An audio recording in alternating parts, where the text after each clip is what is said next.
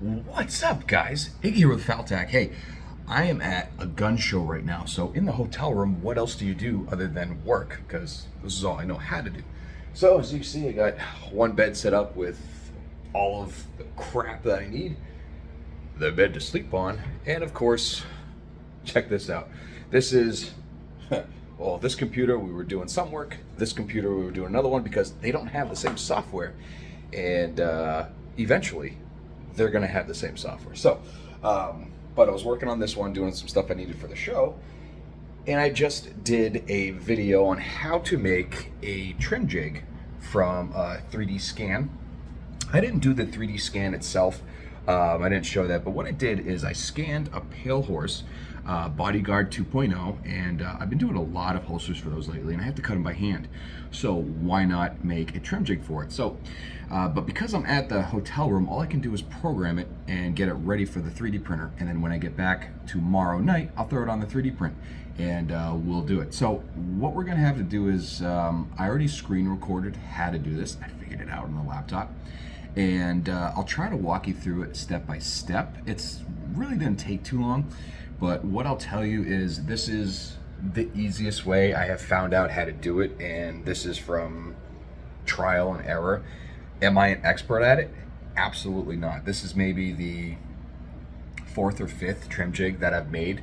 So I've figured out a couple little tricks that I need to do to make it work right. And well, let's just get into it. So here it is, taking a scan of a full pale horse mold and then turning it into a trim jig. That way it's going to save us $130. So let's do it.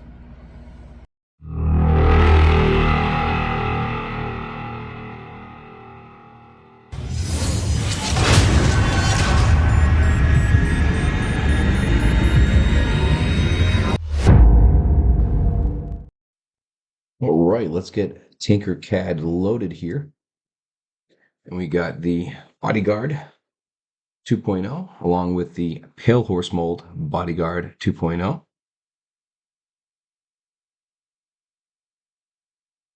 We have this lined up where we want it. Trigger guard, muzzle, slide, everything all lined up.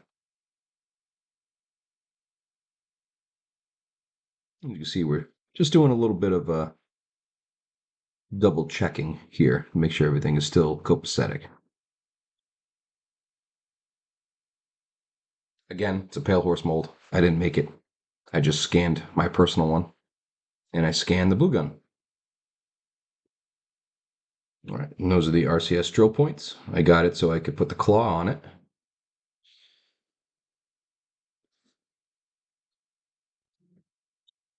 So what we're going to do is, well, our bushings, we know our bushings are a 1/2 inch in diameter, which means that we don't want those bushings sticking out. So we're going to take this guy right here, move the sides all the way up, and then we're going to put it to a 1/2 inch diameter, so 0.5.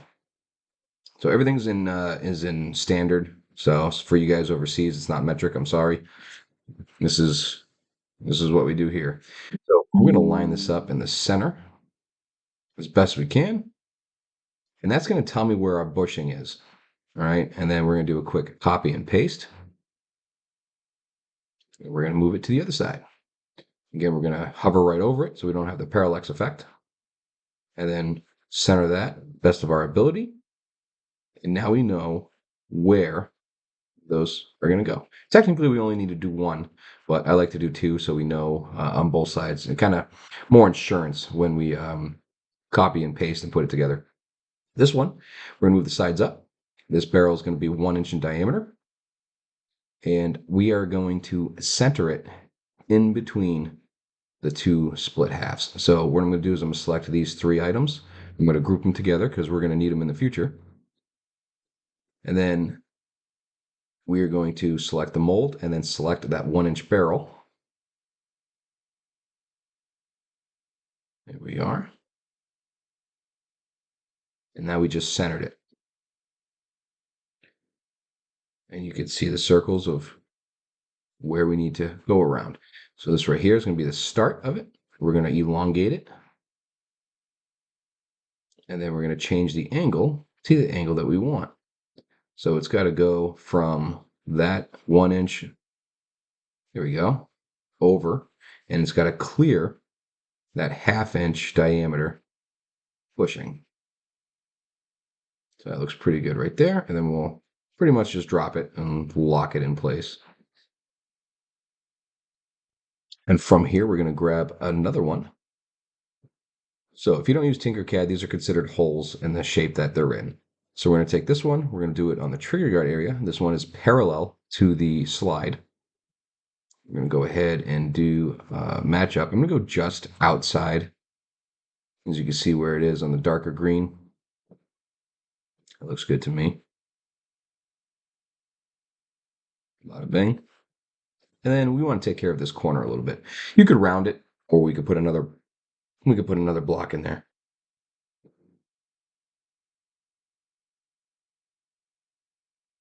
Come on, you can do it.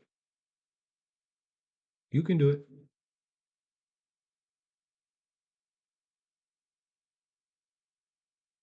Again, I'm actually watching this again and then narrating it. So we're going to go ahead and grab another hole. That's a block. Elongate it just a little bit, potentially. And then we're going to rotate it. And we're going to get the angle that we want. This can be literally whatever you want. And then we're just going to put it where we think it's aesthetically the best. I like it right there, so I'm going to wrap it. Now we're going to move on to the other end of the firearm. After we look at this in awe. Again, I've only done this a handful of times, and this is the easiest that I've found this to do. We're going to do this. We're going to elongate it a little bit. And we're going to go ahead and rotate it to match the angle of the back of the bodyguard. But as you see, the bodyguard mold is taller. So we're going to go ahead and lift that block so we can see a little bit more. But I accidentally moved it. So let's boop. And one more. Boop. There we go. Let's make that block taller. Little black cone. There we go. Now we can put that in its final resting spot. And that looks good. Right about there. You can do it right about there. All right. Next, we're moving on. And this is where we're going to get the good purchase. So we're going to add this and rotate it to go from the back of the slide to the bottom of the trigger guard. And we're going to try and split the trigger guard so we can guarantee that some of the trigger guard is going to be exposed, but it's not going to open where the hole is for the trigger itself. So we're going to check this angle. Angle's too much. You can see the gap in the back. So we're going to adjust that. I don't like that. All right, I'm going to try it again, find a happy medium. That looks good. Let's try that right there. So basically the way this is going to be, it's going to cut halfway through the magazine release.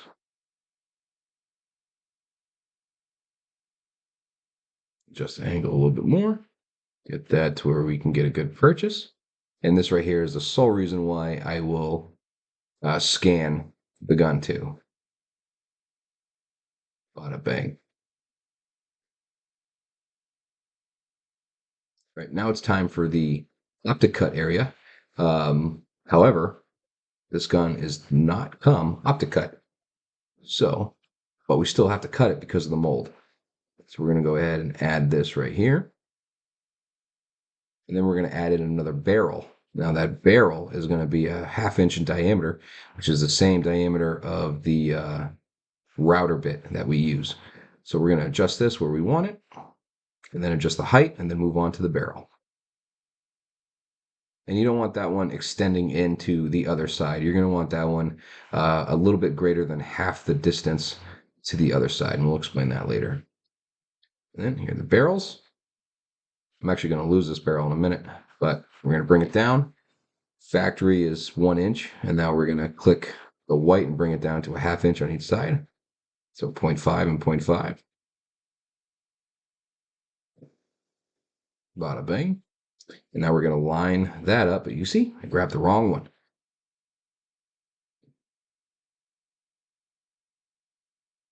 There we go. And we're going to line that up right at the bottom of where the mold starts to change for the optic cut. And that looks good right about there, but we need to lift it. So there we go. So now we know where the edge is. So let's move that over a little bit. And now we're going to connect that block that's right above it with the edge of that barrel. Like so. Let's change the angle to make sure we're right on there. Bada bing. There you are. Let's do a check on it. Yeah, it looks good.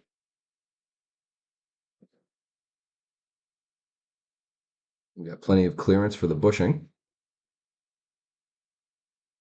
And just kind of looking around, seeing if we missed anything. Now I am going to have to lower those because they have to go through go through the entire mold. So we're going to move the blue gun out of the way. Now we're going to drop this 1-inch cylinder, go straight down. We're not going to move it at all anywhere else. There we go. You can see it poking out the bottom. Let me move that down too, just to guarantee that everything's at the bottom. Peekaboo, there it is. We got to move this one to the bottom. And we got to move the barrel to the bottom. Let's check it. Everything's at the bottom except for that piece right there. So let's move that down. And then we're going to make it fatter if it doesn't fit. So now we're going to select the mold and we're going to take those guys out. Bam, boop, gone. All right. Make a copy of the mold because I forgot to in the beginning. Now let's select all of this. You can do it one at a time, or you could select all of them. Hit Control and then hit the main part and then combine. Right? But we're going to notice, oh, look, we left the spot open. So let's back out of that real quick and let's draw it.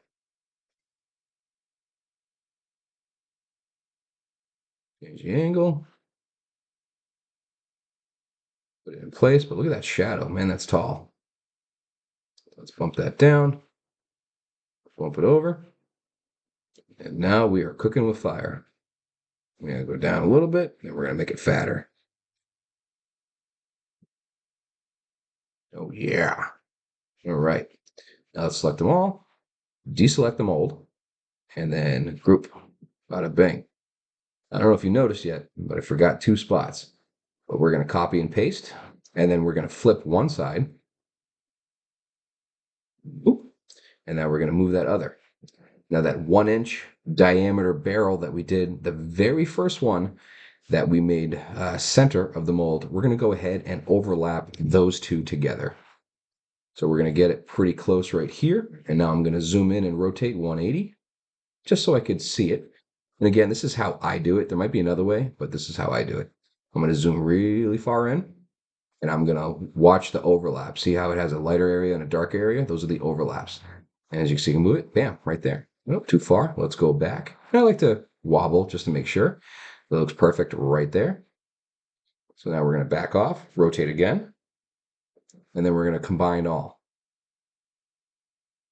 But I forgot 2 spots, and I didn't even notice. So let's select, combine, and what do you know? Look what I missed. Pretty easy to tell right now, huh? So let's back out of that. Oop.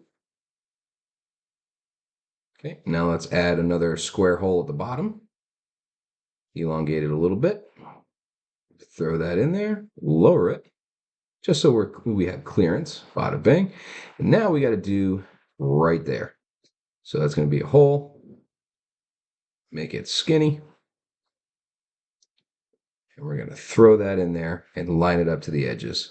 Looks like I was dead on balls accurate first shot. And we're going to leave that be.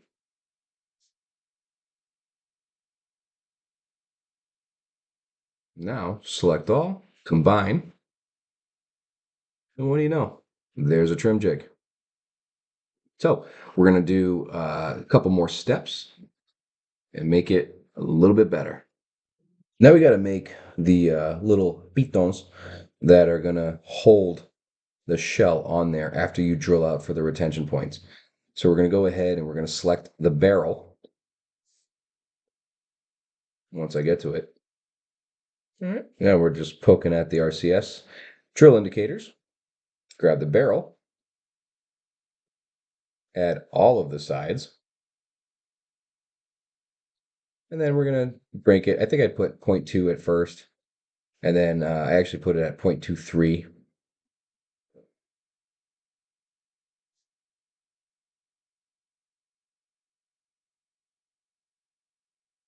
Bada bang, bada bang. And now we're going to lower it after we do a little bit of a bevel.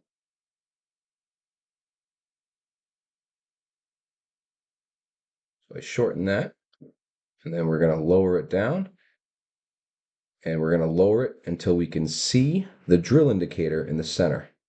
Bada bang, there it is.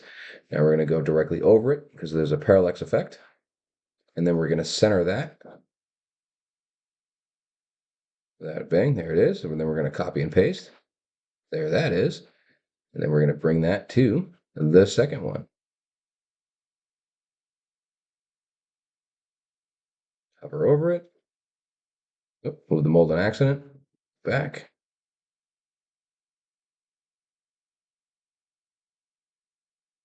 Looks good. We're going to zoom out. Now let's hit both of them and connect those together. Now let's do a copy and paste. Boop. And we're going to right arrow those all the way to the other side. Now this is where we find out our mold is sitting a little crooked. No big deal. We're going to fix that in a little bit.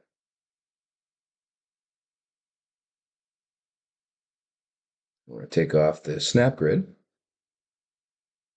Get those right in the center. Now, because these are attached to each other, you only have to move one of them. And the other one is going to be automatic. There it is right there. So now we're going to attach all four together. So we're going to combine them. And then we could do an alignment, which I was going to align them for the top or the bottom, because as you can see there, the mold's off kilter right there.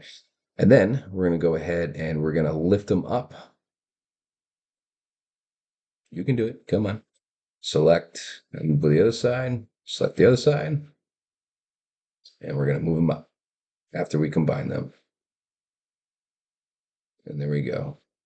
And note right there are the pegs to keep your trim jig from bouncing around a little bit. You could adjust the height.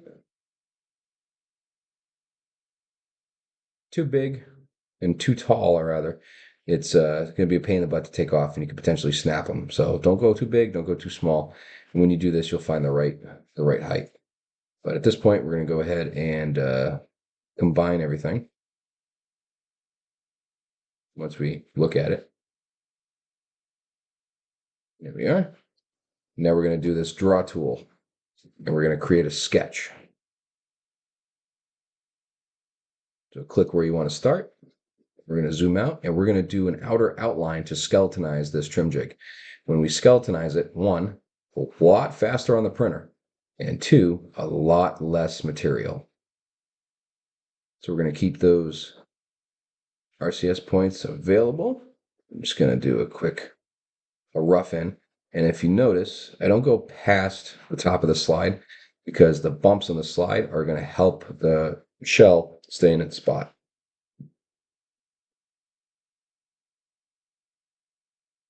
And we're going to close this in like so. We're going to hit finish sketch on the top right, turn it into a hole. Then we're going to sink it down, make it bigger, adjust it what we need to do. Now we are going to copy and paste and flip. And then we're going to line it up on the other side. And I do this by hand.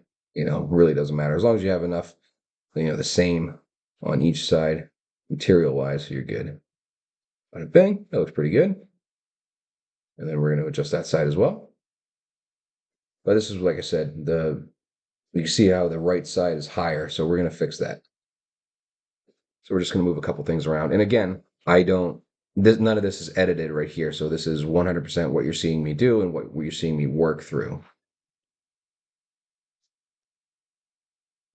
So we're going to keep going here. I'm going to select them all.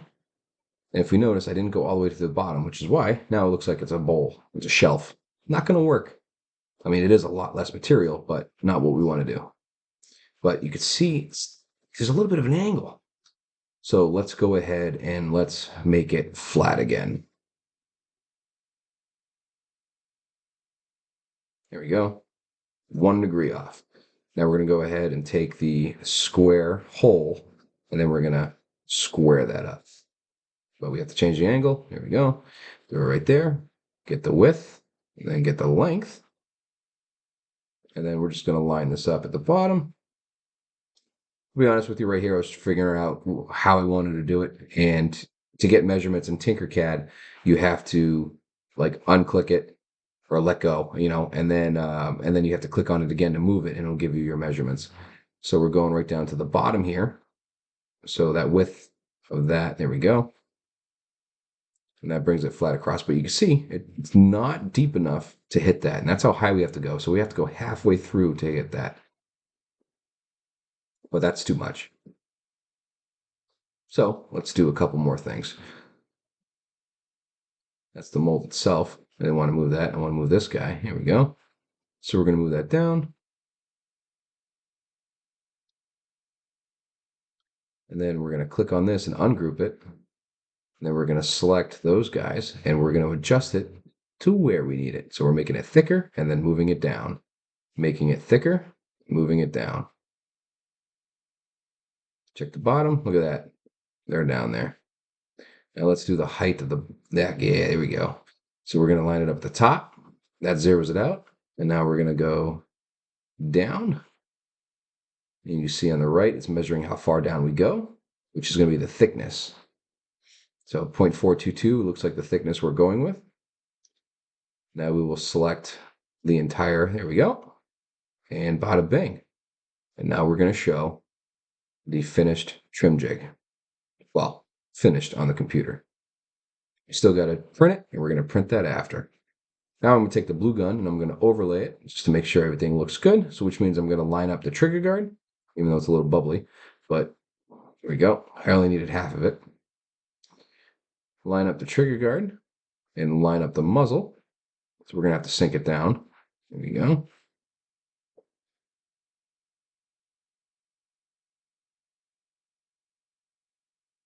Just readjust that real quick.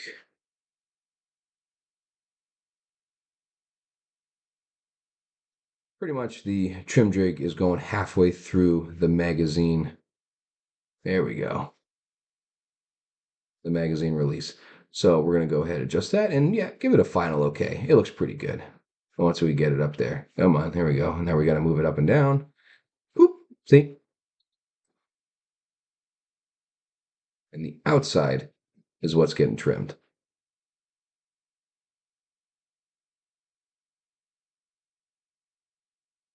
So we can move that out of the way.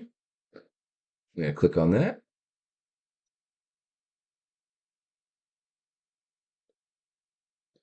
And don't forget to click on it when you want to export it, because otherwise it's going to export the whole lot. There we go. So we click on it, export it, save it to an STL. You see the other ones that I've been working on. And then we're going to go ahead, click Bodyguard on the top, and we're going to open it in Cura.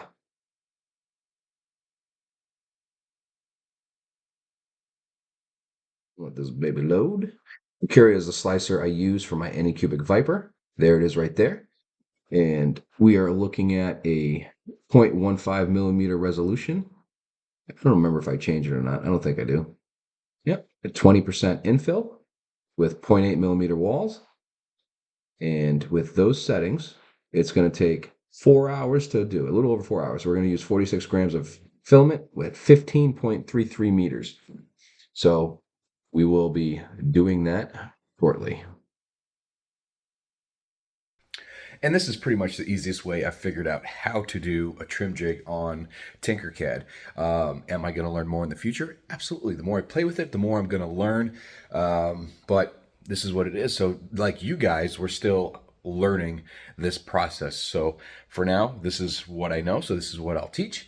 And like I said, the other ones have been successful, and I have more to make and a lot more to do. That being said, it's about midnight right now. Show opens up at 8 o'clock, but I got a lot more stuff to do and a couple more things that I want to get out and get done. Not to mention my guilty pleasure at hotels is to sit in the burning hot shower for like an hour and a half because I don't have to pay for hot water because it's included.